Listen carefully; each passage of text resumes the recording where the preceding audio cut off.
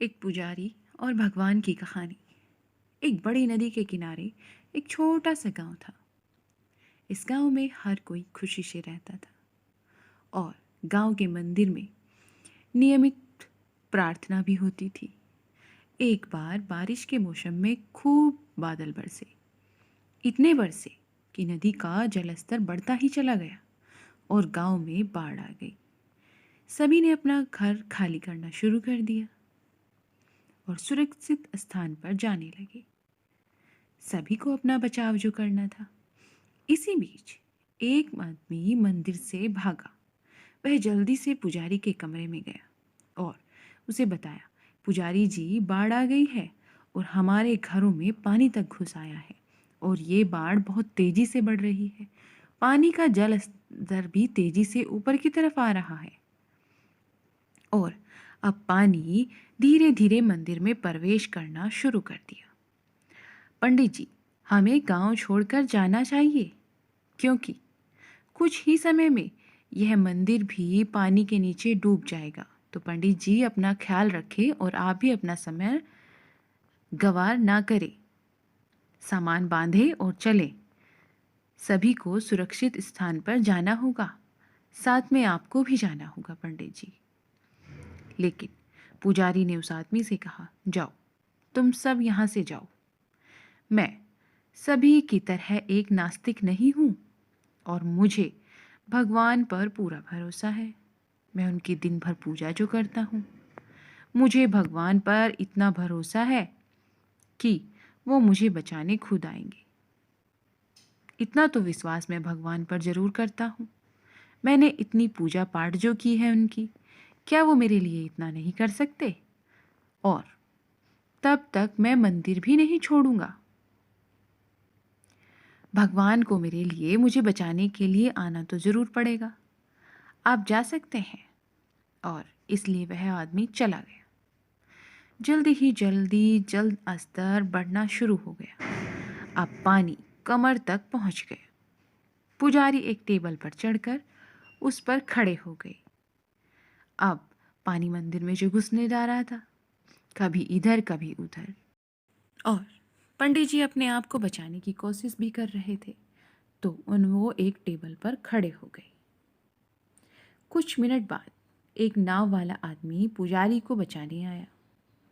उसने पुजारी जी से कहा, मुझे ग्रामीणों से पता चला है आप अभी भी मंदिर के अंदर हैं, तो इसलिए मैं आपको बचाने के लिए आया हूँ। कृपया आप नाव पर चढ़ जाएं। पंडित जी, मुझे पता लगा है कि मंदिर में पुजारी जी नहीं आए हैं अब तक। उनको बचाने के लिए गांव वालों ने मुझे भेजा है। तो आप देरी ना करते हुए पंडित जी मेरी नाव पर चढ़ जाएं। मैं आपको सुरक्षित स्थान पर ले जाऊंगा। लेकिन पुजारी ने उसे वही कारण बताते हुए फिर से मना कर दिया। उसने उसे फिर से वही बात कही, मुझे तो मेरा भगवान बचाएगा, मैं नहीं जाऊंगा ऐसे। और उस आदमी को वहां से जाने के लिए बोल दिया। नाविक भी वहां से चला गया। अब पानी इतना बढ़ गया कि पुजारी को मंदिर की दीवारों पर चढ़ना पड़ा। दीवारों पर चढ़ा, पानी दीवारों तक भी जा पहुंचा।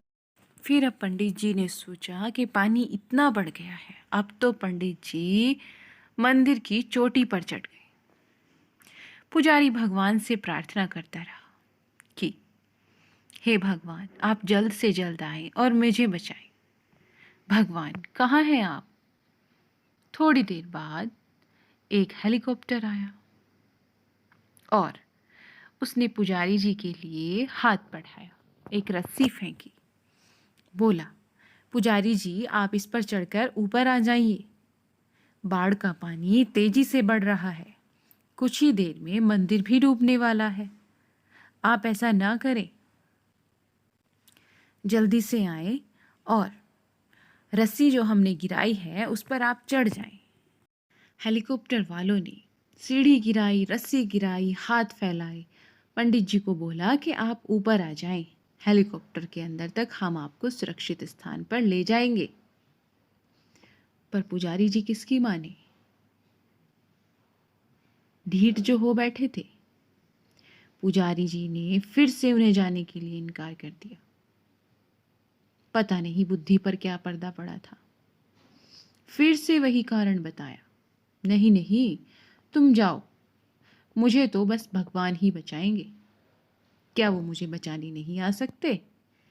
हेलीकॉप्टर फिर दूसरे लोगों की खोज में चला गया, उसे राहत कार्य, बचाव कार्य के लिए जो भेजा गया था। अब भगवान भी खुद कहाँ आने वाले थे। वो किसी ना किसी रूप में मदद जो कर रहे थे, पंडित जी को वो स्वीकार ही नहीं थी। उन्हें तो बस एक ही बात, नहीं नहीं, भगवान मुझे बचाने आएंगे, नहीं नहीं, भगवान मुझे बचाने आएंगे। पंडित जी दूसरों की बात बिल्कुल ना माने। पानी का जल स्तर बढ़ता ही जाए, बढ़ता ही जाए, मंदिर डूबने को तैयार। लोग परेशान इधर उधर देखे। जब मंदिर लगभग पानी में डूब गया, तब पुजारी ने अपना सिर ऊपर आसमान की ओर घुमाया और फिर से भगवान को शिकायत करना शुरू कर दिया। हे भगवान, मैंने जीवन भर आपकी पूजा जो की, आपकी आराधना भी की, आपको मानता भी दिल से हूँ, विश्वास भी आप पर बनाए रखा, तो आप मुझे बचाने क्यों नहीं आए? क्या मेरी पूजा का फल मुझे नहीं मिलेगा? क्या मेरी पूजा में कोई कमी रह गई भगवान, जो आप मुझे नहीं बचाने आए? ऐसा मैंने किया ही क्या है जो आप मुझे बचाने नहीं आ सकते?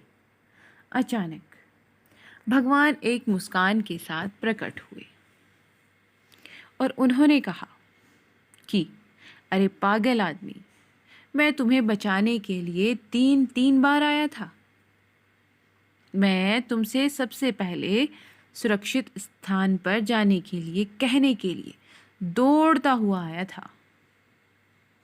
मैं एक नाव के साथ भी आया था और मैं एक हेलीकॉप्टर के साथ भी आया था।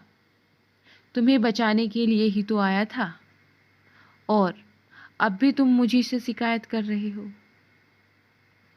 ढीठ क्यों बन बैठे थे? क्या यह मेरी गलती है? अगर तू मुझे नहीं पहचान पाया तो क्या ये मेरी गलती है? भगवान किसी ना किसी रूप में तो बचाने आएंगे ना।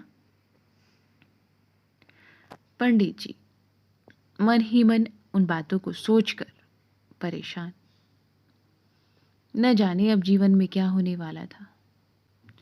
पुजारी जी को तुरंत अपनी गलती का एहसास हुआ और उन्होंने माफी भी मांगी। उसे एक बार फिर सुरक्षित स्थान पर जाने का मौका मिला, जिसे अब की बार पंडित जी ने स्वीकार कर लिया। चलिए अब इस कहानी को अपने जीवन में देखते हैं। हमारे जीवन में क्या होता है? क्या हम भगवान पर पक्का विश्वास करते हैं? बताइए, क्या करते हैं हम भगवान पर पक्का विश्वास?